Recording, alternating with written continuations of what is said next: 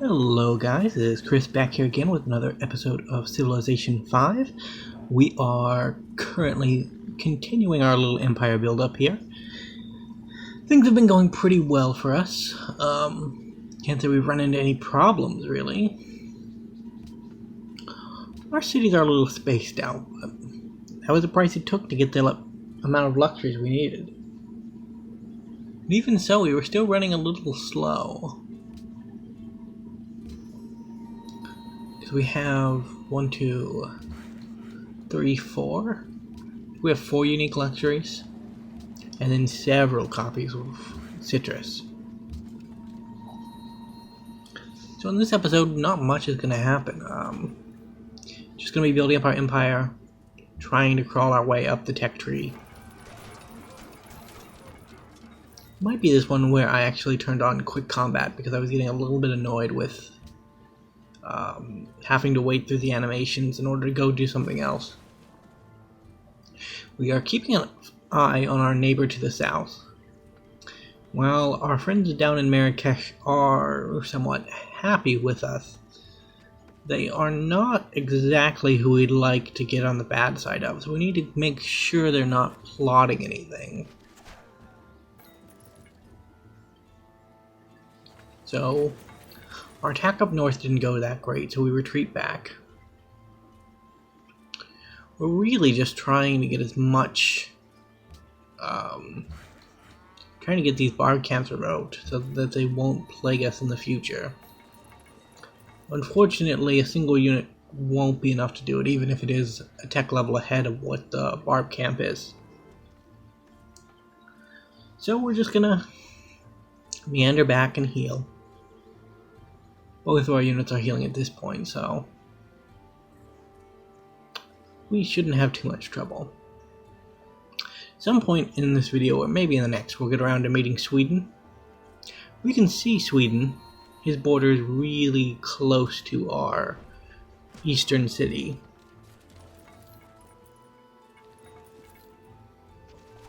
I gotta say, our forces in the west, I was talking bad about them a few episodes ago, but they have been doing surprisingly well. Outmaneuvering and outthinking our opponents. There is an element to this of, I guess it's really just situational combat awareness. There is some potential for, I don't really want to say mess up, but there's potential for losing efficiency in conflicts in Sib.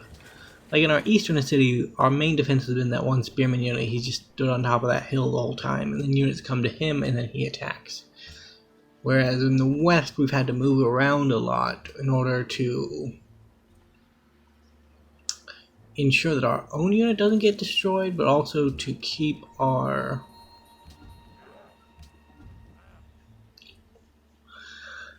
city safe. Ooh.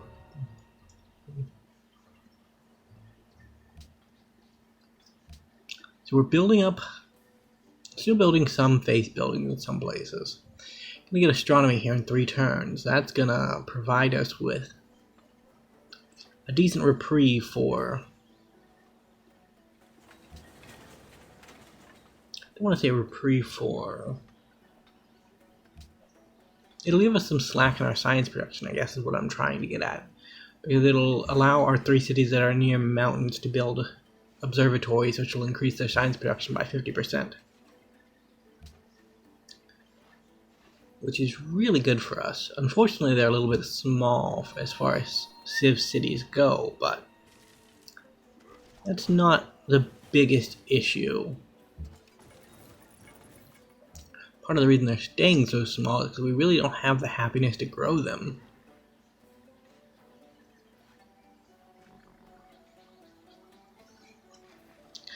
And unfortunately for us, we may end up shooting ourselves in the foot with the with our science rush. Because if we end up being one of the first few civs to enter the modern era, and then later on somebody with a higher tourism enters the modern era. That'll just wreck our already pretty fragile happiness. So we need to be careful about things like that.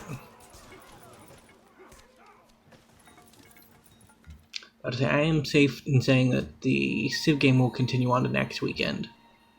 Although this game has been moving a lot faster than the last one.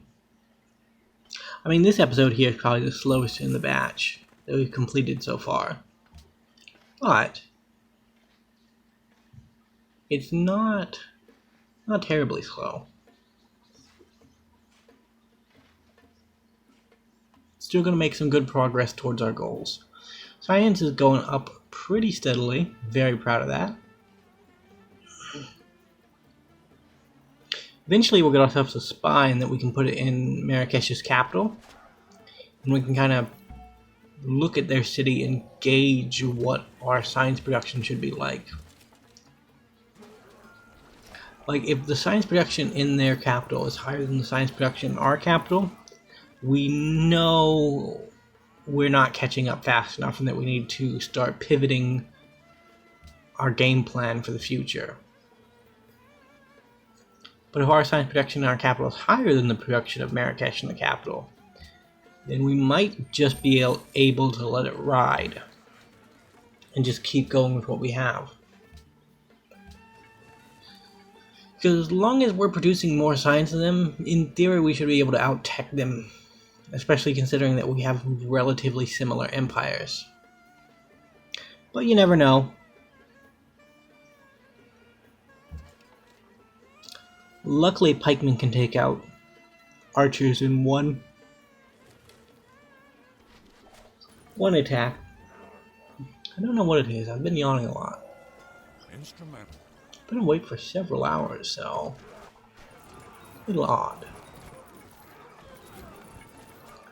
But over the past 13 months, life has been a little odd, so we can't really expect it to act any differently than it is.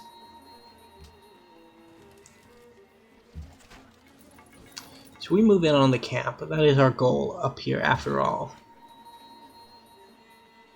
We're beginning to build roads, so we might as well have this worker that just came off build a road too.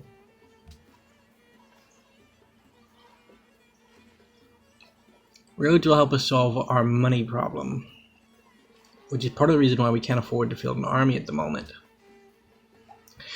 We have a skeleton defense force, but we don't have anything exceptionally decent at attacking. Like, I don't actually know if we'd be able to defend if Marrakesh decided to attack us. We probably wouldn't be able to. But I don't see that as being too much of a problem. I have a great rider coming next turn, it looks like.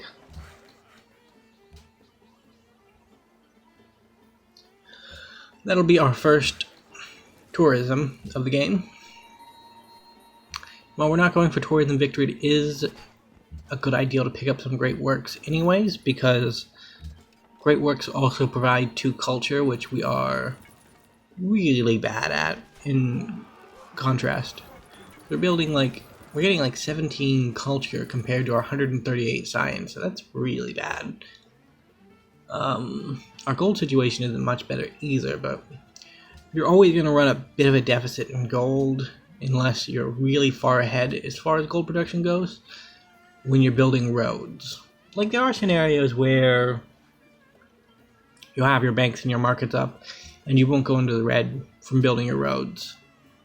But the good thing about roads is once they connect a city to a capital, they start generating gold as opposed to costing gold, so we will actually have enough gold after we get our roads connected.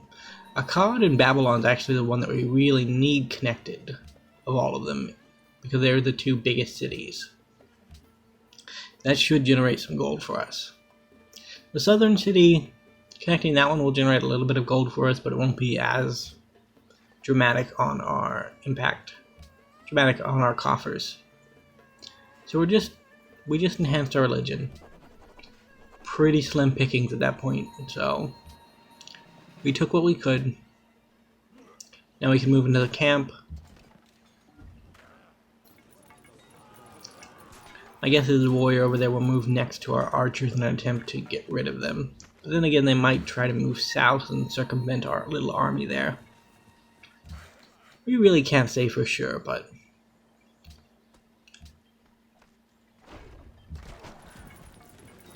we will... It looks like Nipper's also got a bit of an attack going on.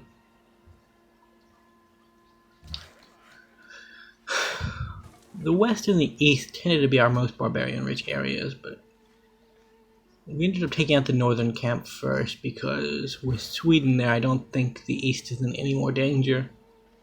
I'm pretty sure Gustavus Adolfo took out the camp when he set up the city, or did it shortly afterwards.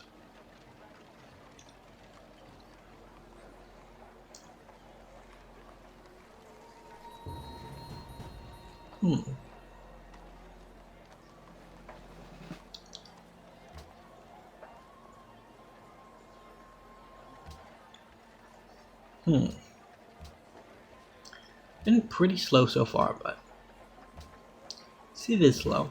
I was looking through that menu there to try to figure out if my capital was generating any great scientist points. I don't think it was, which is kind of sad. We want to generate more of those. We want to get down more great scientist tile improvements, academies, that's what they're called, so that we can actually start building up our base science. Because a really nice thing about observatories and the I think it's a national college, well, really any building that increases the base amount of science that's being produced, is that, hey, there's Adolphus, good on him, is that they work really well with base plus science effects. So the +3 from your public schools, +8 from your academies, all of those get in there, and they end up having the multiplier from the academy. Well, they have the multiplier from the observatory, then they have the multiplier from things like National College. So you can actually start stacking up a lot of science that way. Being said, we're still not doing the best in science. Like, you can see far better science production videos on YouTube, especially with Babylon, because Babylon's quite infamous for being a decent science civ. But we're doing okay in the context of this game. Still in the bottom 6 of the leaderboard, but the score is really deceptive as it tends not to really reflect the state of the game all too that often. Sometimes it does. It depends on where people are getting their score from. Like, if somebody has a lot of cities, that's generally a good thing for them, but they might still be really bare bones as far as science production goes. If that's the case, it really isn't that good for them. Isn't that reflective as to their overall power ranking, I suppose is the best way to put it. Like, even if you have 12 cities, if you have really trash tier science, another empire can roll over you pretty easily.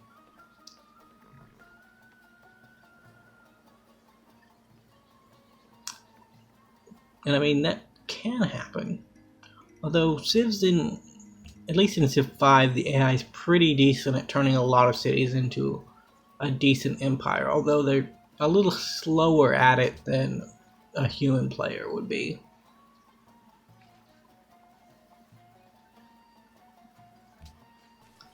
So we're moving up in the world. World's busiest people, 18. Good to see we're on the list. Got our great writer, like we predicted.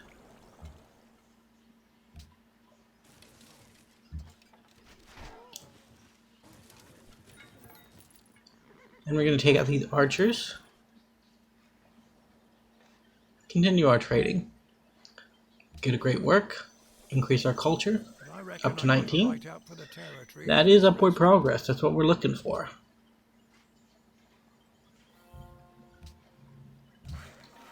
Man, I had meant to record the audio for this yesterday, but Strixhaven came out on Thursday, and kind of got sucked into that rabbit hole.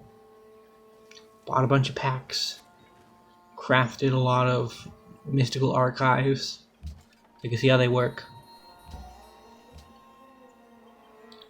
That might actually end up creating another MTGA Misplays coming up here I think on Monday, because I think I've got all the videos recorded up into that point. Only the Civ really needs audio at this point. But that's a future thing. Right now, we had 131 science, 14, 23 gold per turn. 4 happiness, 20 culture.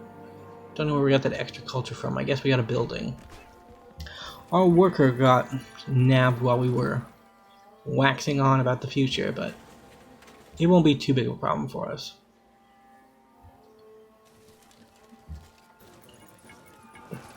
We also finished the Oxford College, which gives us free tech. Navigation. Our people who have never been in the sea before know how to build frigates. It's just the way it is.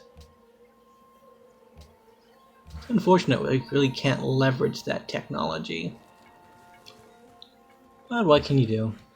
It was the highest ranking tech that we could grab with it, so...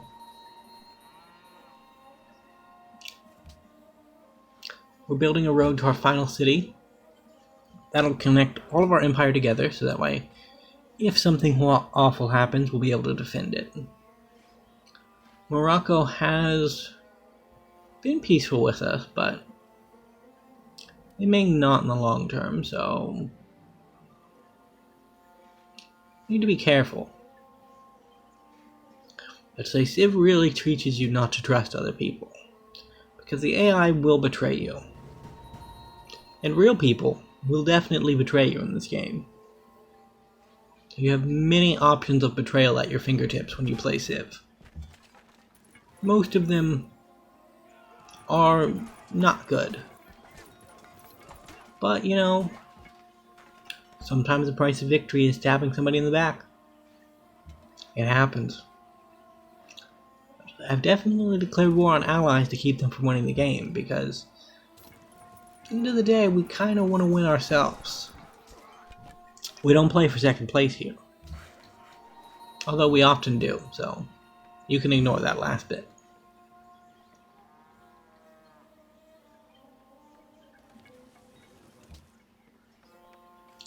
I don't know, it's weird. Strategy games tend to have...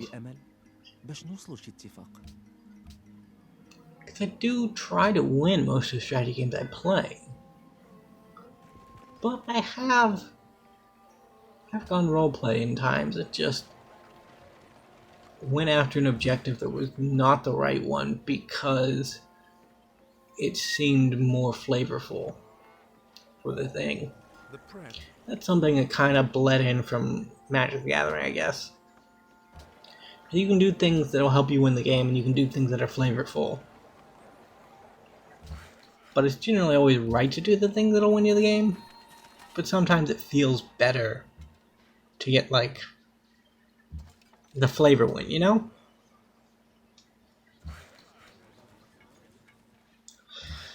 Like, when I play a game of Civ as Russia, and the Americans pop up in the game, I tend to go to conflict with them, even if it isn't in my best interest to do so.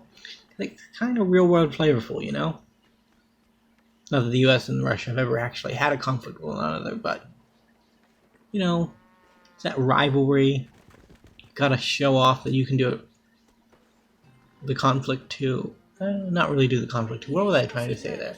Show off that we can make it happen. Which, when I say make it happen, I mean make a horrible war happen that destroys countless amounts of property and lives, but that wasn't the intention. It was more, you know, that we can make the conflict seem like an easy win, even though in the real world that's way more complicated and by no means necessary or hopeful or beneficial in any way. Anyway, we're still working through our kind of game plan for the future of this game. Right now we're looking at horses. Because horses should have been improved a long time ago, but they haven't been, so we're going to try to do that now. Got 3 sources of horses, which means we can build 3 circuses, which will increase our happiness, and hopefully enable us to grow our cities out a little bit more. Don't know if that'll actually be the case, but we'll see. East Empire Company, we can build that. It's a good addition to our empire.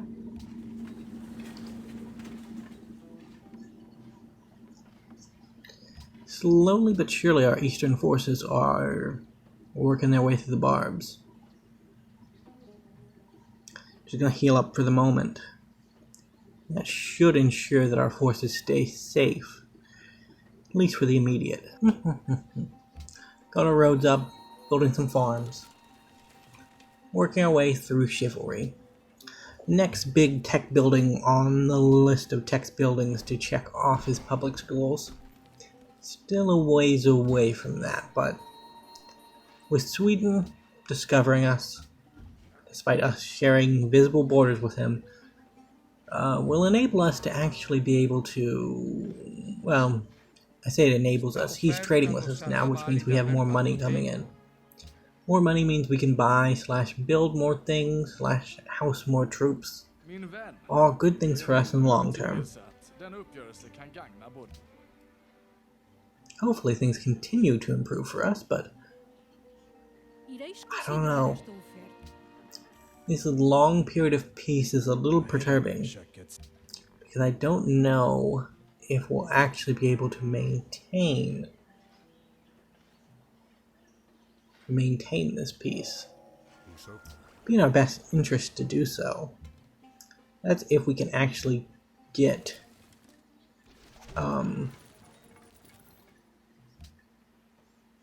the required science to make that possible. As I was talking about winning, which I just immediately forgot about, but as I was talking about that, if we can't get enough science to outpace the AI, we're gonna have to try to win another way. And our options are very limited with 12 players. We're also going to need to explore a lot more if we're going to have an additional win condition. The best additional win condition that we could get would likely be... Culture would be very difficult.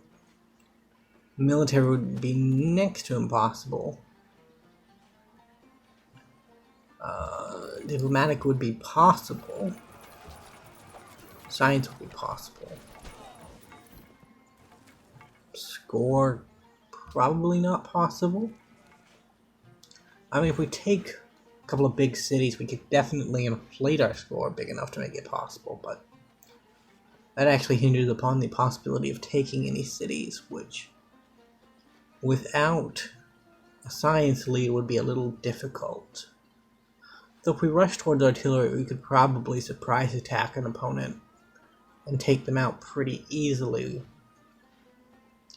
That's how we managed to do so well in our game as the Inca versus the Japanese. We got to artillery first.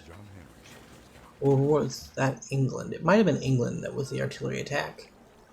Japan might have been a cannon attack.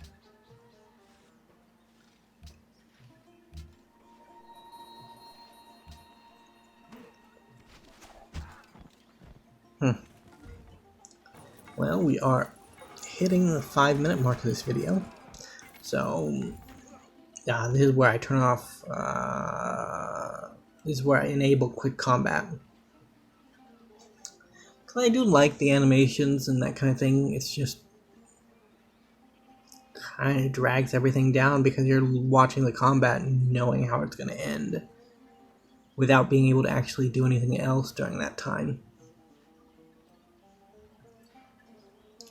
Plus, quick combat's the kind of thing that is used in multiplayer to help keep the game lengths at a reasonable length.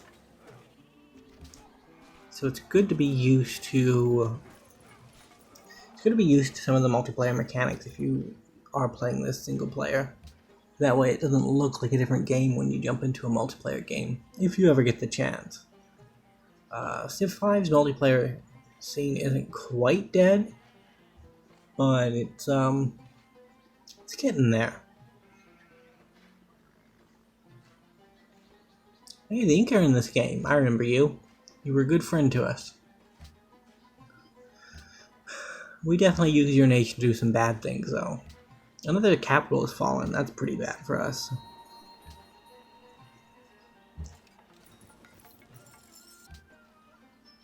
I wonder who is out there snowballing the game, because they will likely be the in-game enemy that we have to overcome in some capacity.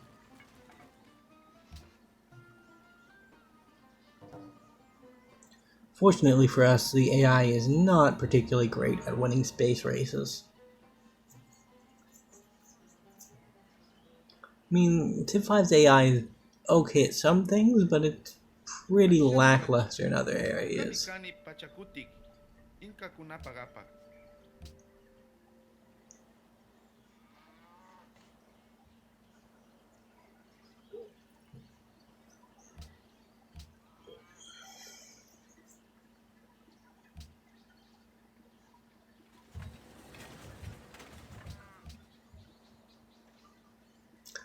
You know, a little off topic, but I remember I built a Teferi control deck the other day. Some of the Mystic Archive cards. It doesn't have a win condition. I need to fix that. I need to remember to fix that. It may not have been the best place to remember it, but win conditions are important. And I sometimes forget to add them. But to be fair, when you're a control player, winning the game kind of just happens sometimes. You know? 60 turns later, your opponent draws the last card in their library, you win the game. That's how it works. Teferi, hero of Dominaria, tucks himself in the library 40 times. All be worth it in the end.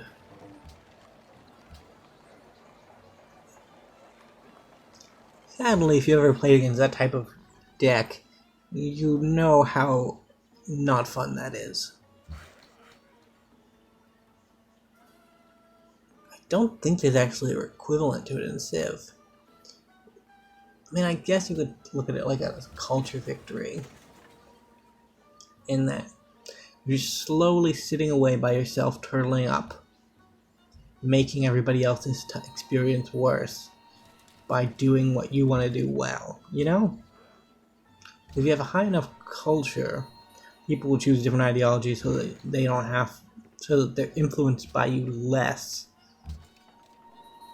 And you'll just be bringing the whole party down because you'll be incurring happiness penalties on everybody else. So it's a little bit like that. I don't know how familiar any of you are with the mechanics of Magic/Civ. I know you're watching a Civ game, but you may have just found it out of interest and decided to watch, and that's perfectly fine. You don't really need to know a lot about Civ to follow what's going on here. We're building a bunch of things so we can build a rocket and escape this horrible planet before a nuclear apocalypse happens. That's how it works. You do need to know a little bit more about Magic in order to get into it, but Civ, you know, it's a nice, chill strategy, map painty kind of game. Although it's not like a tier 1 offender as far as map painting goes, because you really can't paint that much, at least in Civ 5. Happiness is a constraint if you don't manage it very carefully.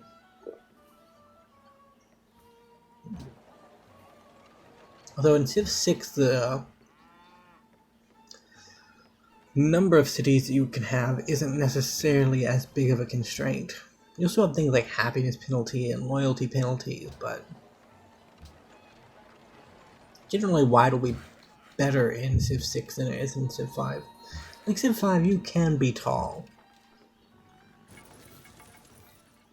Although wide does have its advantages too. Tall is really good for turtling because